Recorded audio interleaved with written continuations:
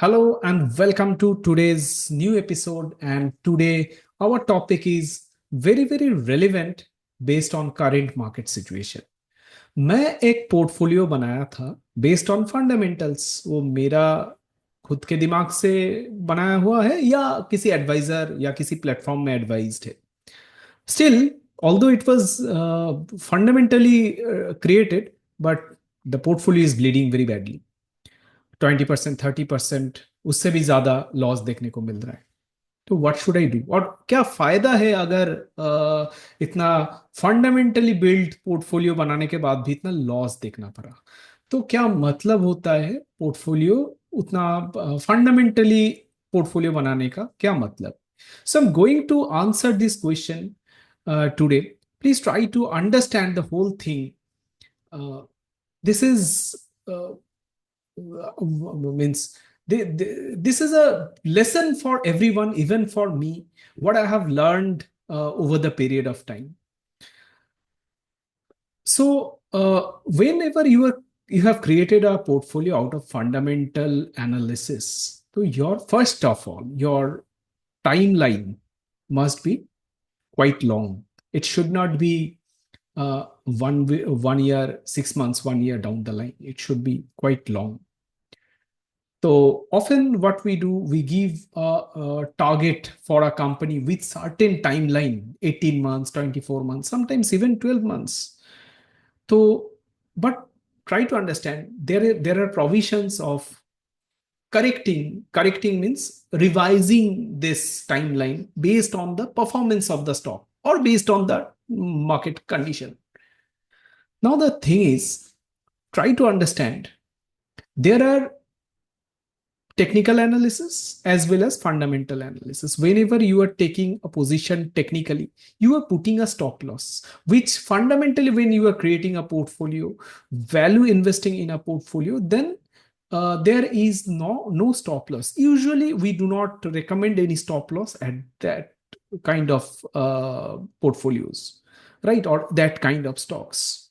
But technically, there must be a stop loss. But whenever you will put stop loss, means you are restricting volatility. So upside volatility also will be restricted accordingly. So if you have a motive, because good times क्या होता है कि हो सकता है कि down side volatility minimal हो, आपका करेक्ट होगा, मगर अपसाइड भी आपको मिनिमल ही मिलेगा, right. So if you try to put a cap on the downside, then you have to put a cap on the upside as well, right? तो इसमें बहुत ज्यादा मूवमेंट मिलना, I am not saying exceptional cases, I am saying average, मतलब macro sense में वही होता है। हम 2% का स्टॉप लॉस देके 10% का प्रॉफिट का ही सोचता है। अब ऐसा भी होता है कि stop loss gets repeatedly hit, तो हम लोग बोलते हैं ट्रेडर्स रिमोर्स, मतलब your stop loss gets hit and afterward stock keeps on moving in the desired direction. ठीक है, तो it's a condition which is called traders remorse, वो होता है टेक्निकल्स में। अब कुछ है जो बोलते हैं नहीं, I have captured 100% move, 50%, 100% move, putting a stop loss. So those are cases, exceptional cases. I'm not considering those cases in this particular discussion.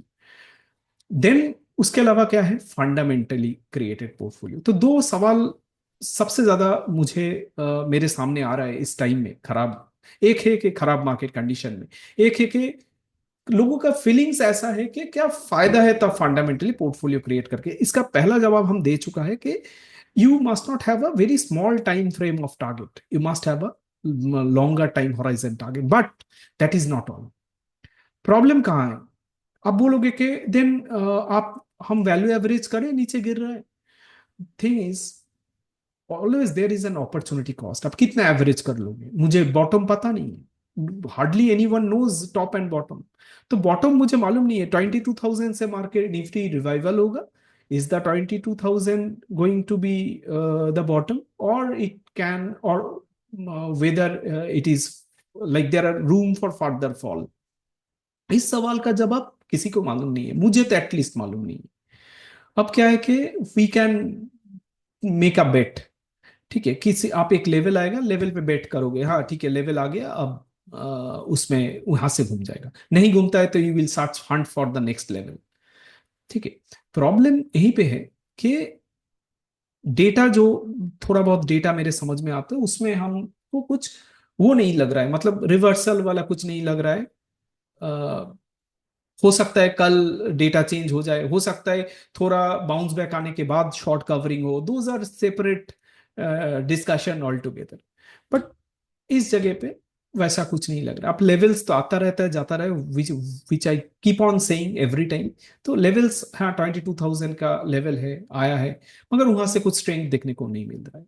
Reversal होगा नहीं होगा, that is also not the point of discussion. अब problem क्या है कि अगर आप average कर रहे हो, तो आप हो सकता है कि 23,000 22,800 में एक बार एवरेज किए हो, आप 22,000 में एवरेज करोगे, in case market falls further, तो प्रॉब्लम क्या है कि हो सकता है पता नहीं तब 21,000 आएगा, क्या आएगा मुझे मालूम नहीं। तो अगर again you have to average it, तो कितना आप एवरेज कर सकते हो, देयर आर अपॉर्चुनिटी कॉस्ट।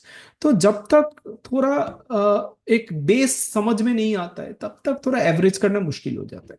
थोड़ा अगर अगर जो मतलब विच इज प्रायर डिसाइडेड, मुझे ये एवरेज करना ही है, तो उसमें आप कर सकते हो। मगर जो आप मतलब you had a different mind set, you put your all of your money, मतलब जो एक स्टॉक का आप सोच के रखते हो कि इतना हम एक स्टॉक में लगाएगा, whatever the money you have for one particular stock that you have already invested, तो उसको ओवरवेट करना, unless you have some specific understanding, मेरे हिसाब से नहीं करना चाहिए। अब प्रॉब्लम क्या है कि फंडामेंटली अगर आप कोई स्टॉक में पोजीशन लेते हो, इसका मतलब नहीं है कि good fundamental stock does not fall. जो स्टॉक 4,000 में अच्छा था, वो 3,100 में और अच्छा लग रहा है। वो 2,500 आ जाएगा तो मुझे तो और अच्छा लगेगा, मगर कितना बार हम खरीदे, तो ओवरवेट भी नहीं करना है। तो प्रॉब्लम क्या है कि there is a concept called systematic risk. तो systematic risk is above all, each and every one in the system gets affected with that risk। तो आपका फंडामेंटल उसके बाहर नहीं है। तो you may have taken position fundamentally, मगर problem क्या है कि जब सिस्टेमेटिक रिस्क ट्रिगर हो जाता है, then everyone gets affected. कोई पहले होता है, कोई बाद में होता है, कोई ज्यादा होता है, कोई कम होता है, मगर एवरी वन गेट्स अफेक्टेड। तो ऐसे सिचुएशन में क्या करें, सवाल है ऐसे सिचुएशन में क्या करें। देखिए, आपके पास ऑप्शन दो है। एक है कि भाई सिस्टेमेटिक रिस्क ट्रिगर हो गया है, एग्जिट कर लो। अब सिस्टेमेटिक रिस्क ट्रिगर हुआ है, वो भी आपको कब मिलेगा, समझ में आएगा जब 15% का फॉल होगा, स्टॉक्स 50% शेड ऑफ, मतलब 50% will be shaded, then you will get to understand that mean systematic risk has been triggered.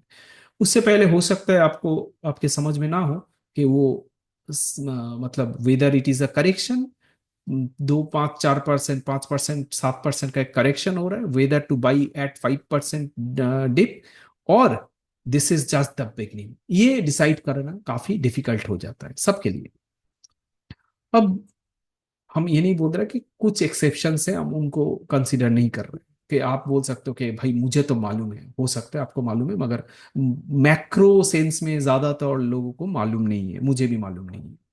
अब देखिए, कुछ सेंस अगर होता है, कुछ डेटा मुझे अगर हो सकता है बताता है कि कुछ कुछ ऐसा स्टडीज है जिसको फॉलो करके हो सकता है up to a certain extent समझ में आता है कि भाई ठीक है, ये probably something has been triggered. अब प्रॉब्लम कहाँ होता है कि वेन एवर, वो तो भी कॉन्क्रीट नहीं, ये भी simultaneously you have to keep a note that that is also not concrete. एक स्टडी बोल रहा है, बेस्ड ऑन सर्टेन स्टडी आपको लग रहा है, और या मेरे पास भी ऐसा स्टडी है जो बोल रहा है कि भाई दिस हैज बीन ट्रिगर्ड। वो टॉप से हो सकता है 5 7% नीचे मेरे को ट्रिगर समझ में आया कि now it is the time of correction. Correction मतलब टाइम ऑफ फॉल, मतलब Nifty is entering into that danger zone, वो समझ में आ रहा है। अब प्रॉब्लम क्या होता है, वो भी तो कॉन्क्रीट नहीं है, वो स्टडी भी कॉन्क्रीट नहीं है उसका, मतलब एक चांस लिया जा सकता है। अब प्रॉब्लम, ये भी प्रॉब्लम है, जैसे एडवाइजर्स लोगों को प्रॉब्लम है, मेरे जैसा एडवाइजर्स लोगों को क्या प्रॉब्लम है, there are so many people in your universe. तो कुछ लोग ऐसे हैं जो बोलते हैं भाई, why I have taken position, why should I exit, अगर एग्जिट ही कराना कराना था आप लेने के लिए क्यों बोले। कल तक मुझे मालूम नहीं था कि like whether this is a correction or this is a fall. Now if it triggers, then I will change my mind.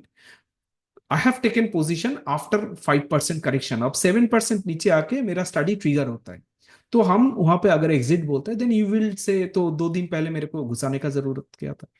कोई बोलेगा भाई आई वॉज गेनिंग मनी, अब तो मेरा भाव भाव हो गया, मेरा लॉस लग रहा है, आप क्यों मेरे को एग्जिट के लिए बोलते हो। कोई बोलता है ठीक है फंडामेंटली आप लिए हो तो हम एवरेज करता है, आप एग्जिट के लिए क्यों बोलते हो। That is a problem, that is a big problem, क्योंकि different people has different mindset. तो आप इसको एवरेज करोगे तो कितना कहाँ तक करोगे, क्योंकि आपको पता नहीं है बॉटम कहाँ पे है। ऐसा नहीं है कि 10% का 15% का एक डेफिनेट कोई जोन नहीं है भाई, अगर होता तो वहां पे जाकर हम एवरेज कर देते। तो आप अगर एवरेज करते जाओगे जैसे डीआईआई कर रहे हैं वैसे आप हम कर नहीं सकते, हम किसी को रिकमेंड भी नहीं कर सकते। तो प्रॉब्लम क्या हो जाता है कि somewhere you will find you are completely occupied, means your entire investment is stuck, and afterwards if fall continues then you will feel the pain। तो इसका सॉल्यूशन क्या है, सॉल्यूशन दो रास्ता है, there are two ways. One is, if the fundamental is good, don't hurry up, don't see your portfolio every day because you do not have any option, you stock 20% आपका तो 20-30% आपका जा ही रहा है। अब यहाँ भी एक प्रॉब्लम है, कुछ एक स्टॉक्स में क्या होता है कि एग्जिट करने का जरूरत भी पड़ता है, ऐसा नहीं है कि पूरा पोर्टफोलियो में, अगर कुछ एक स्टॉक्स में एग्जिट करने का भी जरूरत पड़ता है। कब, अगर अच्छा मार्केट है, एक वन ऑफ क्वार्टर होता है किसी कंपनी के लिए, कुछ छोटा मोटा कंसर्न होता है, सो दोज आर छोटा मोटा when you are in the long run bull run. Correct, आपका बुल रन में वो होता है ठीक है, वो 2 दिन 2-5% का करेक्शन होगा, afterwards it will again pick up because your overall view is intact. मगर यहाँ पे प्रॉब्लम क्या होता है, जो whatever is immediate that will take into account. मतलब अगर आज एक क्वार्टर का रिजल्ट खराब होता है, the stock gets beaten down very badly. एक खराब रिजल्ट आया 20%, तो वैसे ही एक दिन में 2 दिन में मतलब plans 20% in a single day और 2 डेज। तो प्रॉब्लम वहीं पे है। तो completely based on the market situation. अब जब आप लॉन्ग रन में हो, एक वन ऑफ क्वार्टर में कोई दिक्कत नहीं है, मगर जब खराब मार्केट में हो तब वन ऑफ क्वार्टर में बहुत दिक्कत है। करेक्ट। तो these are few situation, there are always ifs and buts.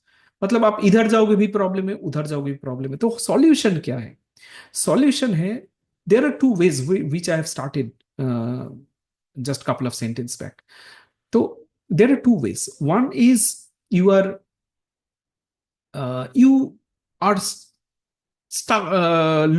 closely observing certain study, certain certain study। ऐसा कुछ स्टडीज है जो बताता है कि भाई if this is triggered then there is a turn around. मतलब आप पकड़ लो वो 5-7% नीचे, आपके समझ में आ जाएगा कि टर्न अराउंड। मतलब पहले 5-7% में हो सकता है उतना सीवियरिटी नहीं होता है, ऐसा स्टॉक्स 20% 50% चला गया ऐसा देखने को नहीं मिलता, उसके बाद आता है वो मतलब सीवियरिटी। तो without thinking twice you offload your portfolio as much as possible, that is one way, one option I am saying।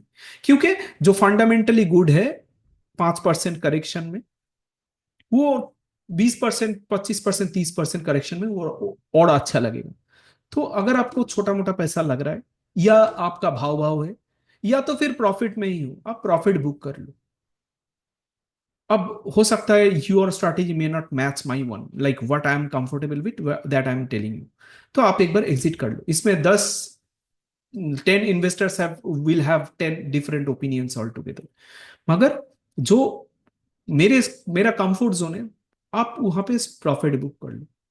नीचे क्या आता है, नीचे जब कहीं पे एक लेवल के बाद या एक टाइम पीरियड के बाद पूरा एक सेंस आता है ठीक है we are not too far from the bottom, तो क्या होता है कि थोड़ा थोड़ा एक्यूमुलेट करना तब चालू करते हो कि keeping a room to further averaging those stocks, because those are fundamentally good stocks. अब प्रॉब्लम क्या है कि एक है, end of the day price से ही मेरा मतलब है, मतलब whatever benefit I will derive out of one investment that will come from the stock prices only. ठीक है, बाकी किसी चीज से मेरा लेना देना नहीं है। अब क्या है कि अगर 100 रुपीज में कोई स्टॉक अच्छा लग रहा है, वो 50 रुपीज में भी अच्छा है, मतलब मेरे को वो 50 रुपीज का पेन लेने का जरूरत नहीं। मगर मेरे पास अगर स्टडी नहीं है तो that is a different situation all together. मगर मेरे पास अगर कोई स्टडी ऐसा है, अब इसमें भी एक रिस्क है। इसमें क्या रिस्क है, let's say you have invested और आपका ट्रिगर हो गया, आप 5-7% नीचे आप एग्जिट कर रहे हो, आपका पोजीशन ऑफलोड कर रहे हो। प्रॉब्लम क्या होता है कि ये भी कॉन्क्रीट टर्न अराउंड स्टडी मतलब करेक्ट है, इस ऐसे स्टडीज का करेक्टनेस का भी वो 100% नहीं होता है।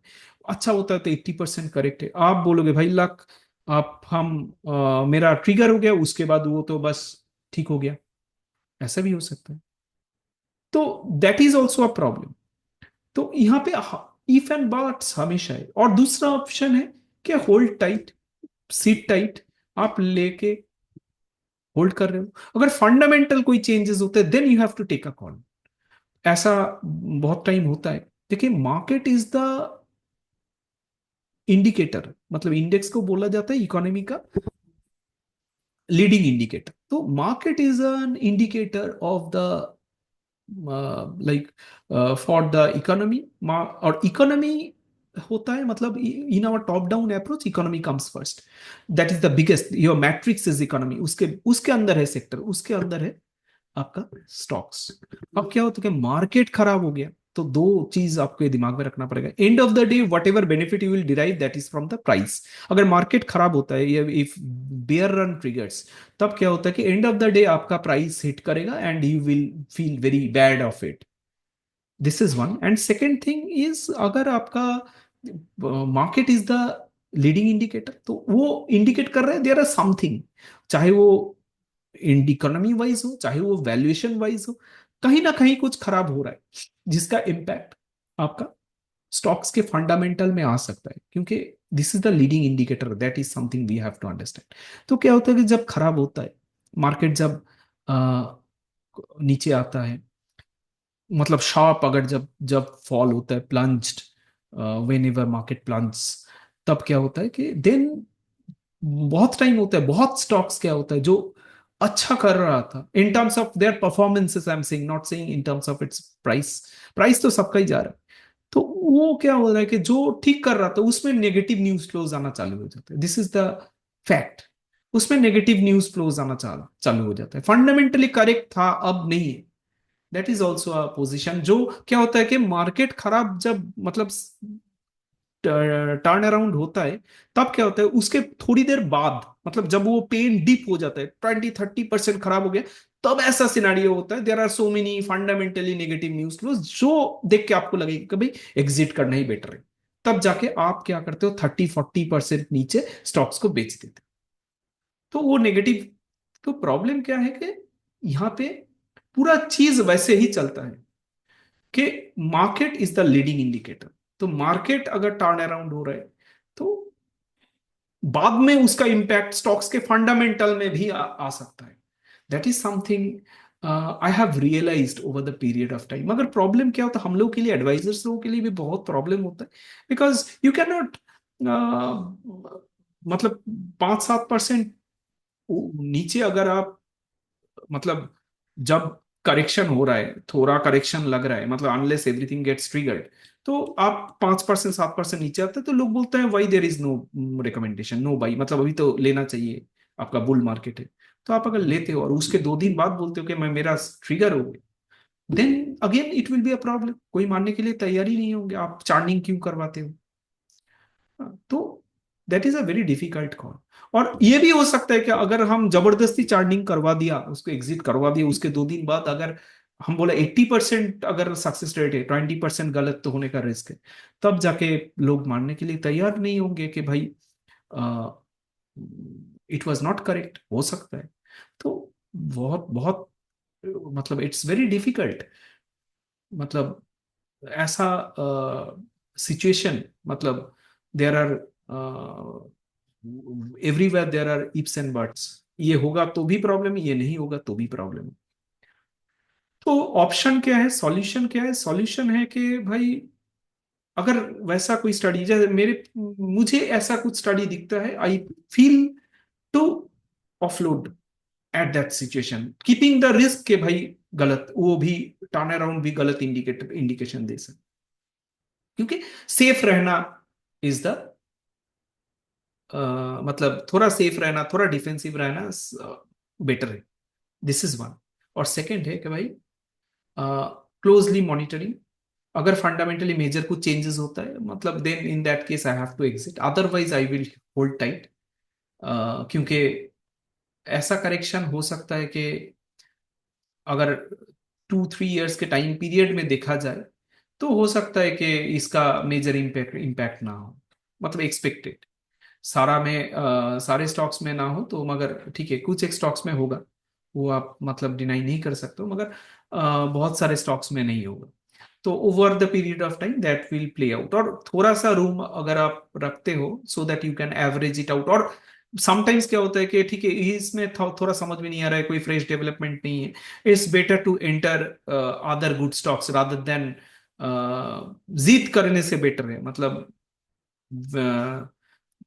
एक स्टॉक को, मतलब जबरदस्ती एक स्टॉक को बाई कर रहे हैं, unless I understand very much के ठीक है there is reason behind averaging out, it's better to get into fresh stocks. ये मेरा ओपिनियन है, आपके ओपिनियन डिफर करता है, based on the strategies, based on the mindset, opinion differ करता है।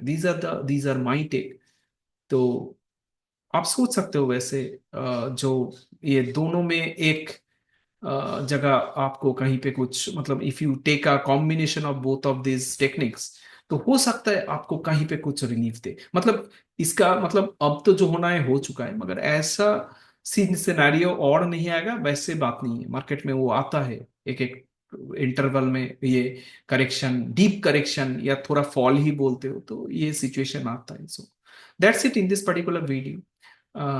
अगर आपको सही लगता है तो don't forget to like the video and please subscribe my channel. Thank you so much.